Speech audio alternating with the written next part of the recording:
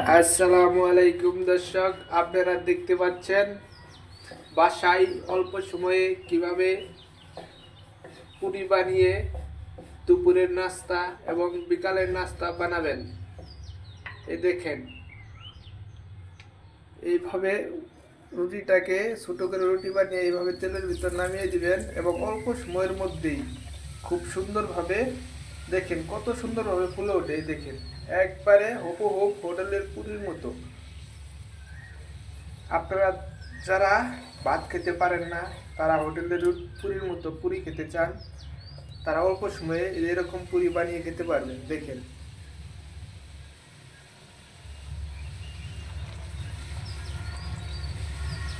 দেখছেন, একদম হুবহু হোটেলের পুরি, একদম লোভনীয় খাবার। আপনারা চাইলে চেষ্টা করে বাসায়ও বানাতে পারেন আমার ভিডিও দেখে দেখে।